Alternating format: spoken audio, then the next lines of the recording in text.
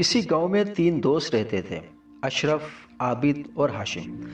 اشرف مچھلیاں فروخت کیا کرتا تھا، عابد ایک مچھیرا تھا، جبکہ ہاشم سبزیاں فروخت کر کے اپنی گزر بسر کیا کرتا تھا۔ ان تینوں کی ایک ہی خواہش تھی کہ وہ دولت مند بن جائے۔ وہ سوچتے تھے کہ کہیں سے ان کے پاس الادین کا چراغ آ جائے جس سے وہ راتوں رات امیر بن جائیں، مگر ان کی خواہش ابھی تک پوری نہیں ہوئی تھی۔ ایک دن ہاشم کی بیوی عارفہ نے رات کے کھانے میں مچھلی پکانے کی خواہش ظاہر کی۔ ہاشم اشرف سے مچھلیاں خرید لایا۔ عارفہ مچھلیاں صاف کرنے لگی کہ اچانک اس نے دیکھا کہ ایک مچھلی کے پیٹ کے اندر کوئی چمکدار چیز ہے۔ اس نے فوراً ہاشم کو بتایا۔ ہاشم بھی اسے دیکھتا ہی رہ گیا۔ اس نے وہ چمکدار چیز مچھلی کے پیٹ سے نکالی، پھر وہ بولا، ارے نیک بخت، یہ تو کوئی قیمتی ہیرا معلوم ہوتا ہے۔ ایسا لگتا ہے خدا نے ہماری سن لی، اسے بیچ کر اب ہم امیر بن جائیں گے۔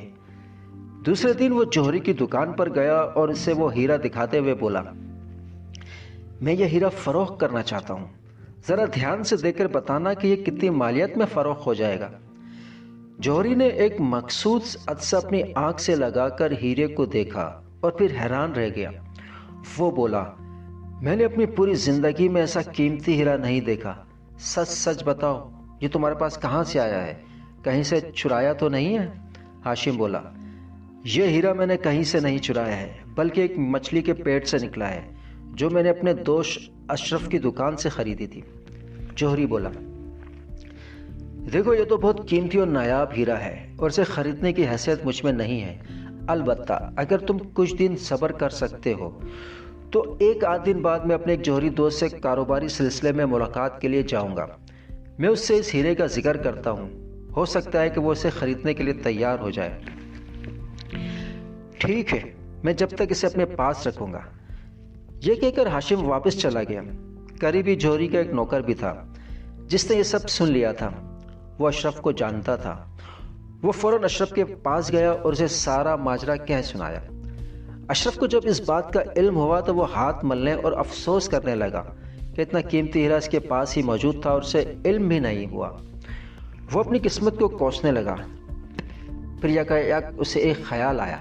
وہ فوراً ہاشم کے پاس گیا اور بولا، دیکھو ہاشم، جس مچھلی کے پیٹ سے ہیرا نکلا ہے وہ مچھلی میری تھی، تم نے صرف مچھلی خریدی تھی، ہیرا نہیں، لہٰذا اس ہیرے کا حقدار بھی میں ہوں، اس کا برابر کا حصہ مجھے بھی ملنا چاہیے۔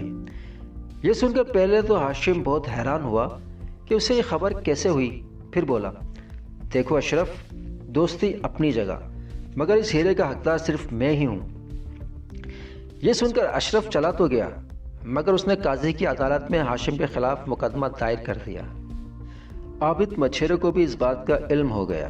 وہ بھی شہر کے قاضی کی عدالت میں پہنچ گیا اور مقدمہ دائر کر دیا کہ قیمتی ہیرے کا حقدار صرف وہ ہے، کیونکہ وہ مچھلی اس نے پکڑی تھی، اگر وہ مچھلی نہیں پکڑتا تو ہیرا بھی نہیں ملتا۔ قاضی اس انوکھے مقدمے پر کافی حیران تھا۔ وہ سوچ بچار کرنے لگا کہ اس مقدمے کا فیصلہ کس طرح کرے۔ اس سے پہلے کہ قاضی اس مقدمے کا فیصلہ کرتا، ایک مشہور ڈاکو بہزاد اپنے ساتھیوں کے ساتھ ہاشم کے گھر پہنچ گیا اور ہاشم سے وہ ہیرا لے اڑا۔ جب یہ خبر اشرف اور عابد تک پہنچی تو وہ بھی ہاتھ ملتے رہ گئے۔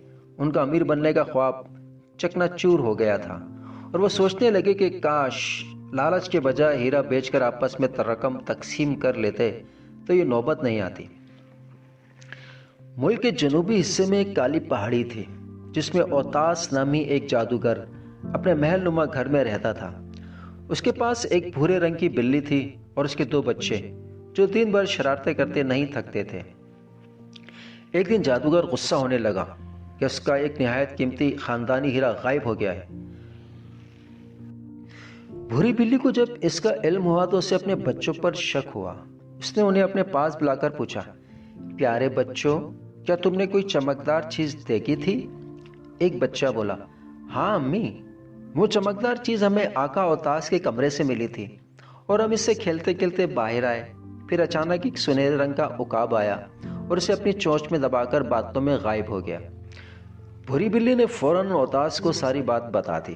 اس بات پر وہ بہت غصہ ہوا، مگر بچوں کے بھول پن کی وجہ سے انہیں کچھ نہیں کہا۔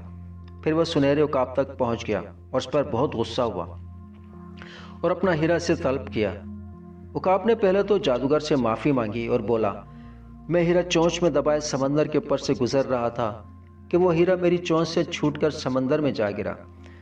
یہ سن کر اوتاس سمندر کی طرف بھاگا اور اس نے ایک بہت بڑی مچھلی کی شکل اختیار کی اور سمندر کی تہہ میں پہنچ کر سیدھا مچھلیوں کی ملکہ کے پاس گیا اور اس کے سامنے سارا قصہ بیان کر دیا۔ ملکہ نے تمام مچھلیوں کو حکم دیا کہ سمندر کا کونا کونا دیکھ کر وہ ہیرا تلاش کریں، مگر کسی مچھلی کو وہ ہیرا نہیں ملا۔